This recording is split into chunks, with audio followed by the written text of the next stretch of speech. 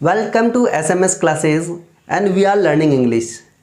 आज अपनी क्लास में अपन सीखेंगे इज एम आर का उपयोग। कहाँ पर इनका उपयोग किया जाता है, कहाँ पर इज का प्रयोग किया जाता है, कहाँ एम का प्रयोग किया जाता है, कहाँ आर का प्रयोग किया जाता है।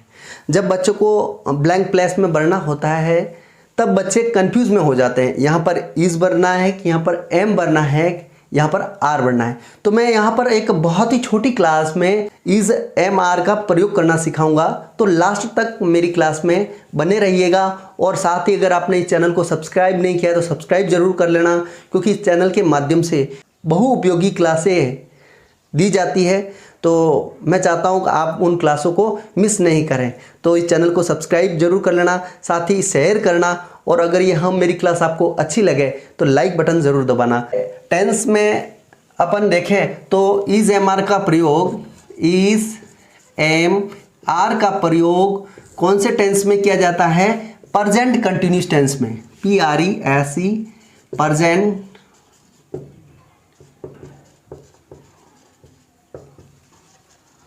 टेंस में। टेंस के संदर्भ में देखें तो इज एम आर का प्रयोग प्रेजेंट कंटिन्यूस टेंस में किया जाता है। अब जो इज एम आर आते हैं, यानी इज एम आर इस टेंस की क्या है? Helping verb. इस टेंस की is am are helping verb है। अब अपने को इस टेंस में इज एम आर में से एक हेल्पिंग वर्ब का प्रयोग किया करना होता है। तो जो ये हेल्पिंग वर्ब लगती है उसका प्रयोग वाक्य में यानी सेंटेंस में सब्जेक्ट के अनुसार किया जाता है। किसके अनुसार किया जाता है? सब्जेक्ट के अनुसार। सब्जेक्ट की कैसी प्रकृति है, सब्जेक्ट की कौन सी डिमांड है, वहाँ सब्जेक्ट इज चाहता है तो इज लगाना पड़ेगा, वहाँ सब्जेक्ट एम चाहता है तो एम लगाना पड़ेगा, वहाँ सब्जेक्ट आर चाहता है तो आर लगाना पड़ेगा। तो यह कुल मिलाकर सब्जेक्ट की प्रकृति पर डिपेंड करता है। अब मैं आपको बताता हूं सबसे पहले इज का प्रयोग कहां किया जाता है। इज का प्रयोग अपने को क्या देखना है? सब्जेक्ट देखना है। अगर subject he, she, it, name व सिंगुलर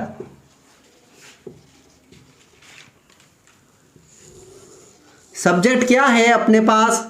ही हो गया, सी हो गया, इट और नेम्स कोई एक अकेला नाम, और सिंगुलर यानी कि सब्जेक्ट अपने पास सिंगुलर है तो वहां पर अपने को कौन सी हेल्पिंग वर्ब लगानी है? इज लगानी है।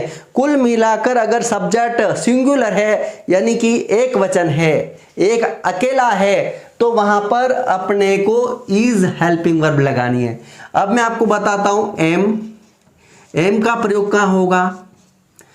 हमेशा प्रेजेंट कंटिन्यूस टेंस में आई के साथ एम हेल्पिंग वर्ब का प्रयोग किया जाता है। अगर प्रेजेंट कंटिन्यूस टेंस है वहां हमेशा आई के साथ एम हेल्पिंग वर्ब का प्रयोग किया जाता है।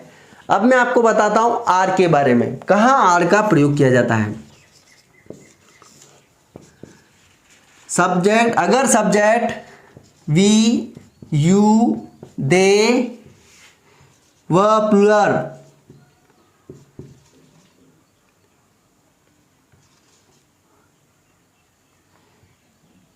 होने पर, अगर सब्जेक्ट वी, यू, दे व प्लूरल है, यानी कि सब्जेक्ट क्या हो सकता है? अगर वी हुआ या यू हुआ या दे हुआ, ये भी तीनों क्या है? प्लूरल यानी कि बहुवचन है।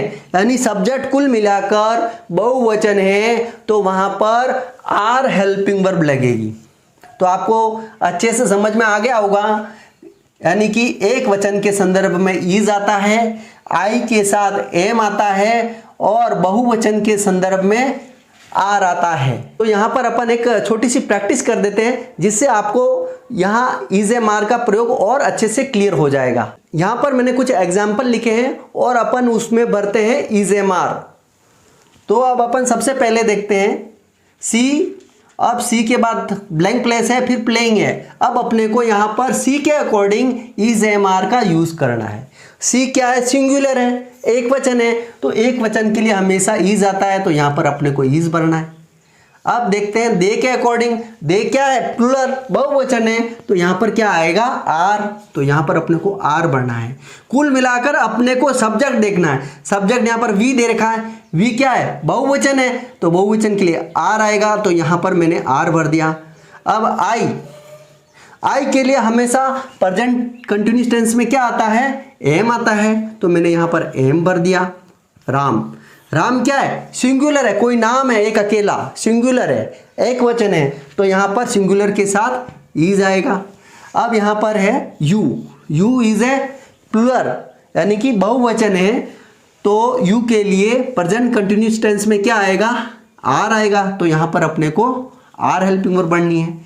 अब यहाँ पर आपको ध्यान से देखना है, राम एंड मोहन, दो नाम है, कितने नाम है, दो नाम है, तो ये क्या हो गया, प्लूरल बहुवचन हो गया।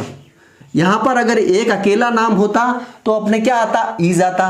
अब यहाँ पर कितने जने, दो जने, तो यहाँ अपने को क्या करना पड़ेगा, बहुवचन के अकॉर्डिंग अपने को हेल्पिंग वर्ब बढ़नी पड़ेगी। तो यहाँ पर अपने को कौन सी हेल्पिंग वर्ब बढ़नी पड़ेगी, बहुवचन वाली हेल्पिंग वर्ब, यानी अपने को यहाँ पर आर बढ़ना पड़ेगा, यहाँ आर बढ़ना पड़ेगा, क्योंकि यहाँ पर दो नाम है। अब यहाँ पर टीना एक अकेली है, सिंगुलर है, तो सिंगुलर के लिए हमेशा इज आता है। तो आपको समझ में आ गया होगा कहाँ इस का प्रयोग करते हैं, कहाँ एम का प्रयोग करते हैं, कहाँ आर का प्रयोग करते हैं। तो निरंतर जुड़े रहिए एसएमएस क्लासेस से और इंग्लिश सीखने का आनंद उठाइए। तो अब मिलते हैं अपने नेक्स्ट क्लास में, तब तक के लिए जय हिंद, जय भारत।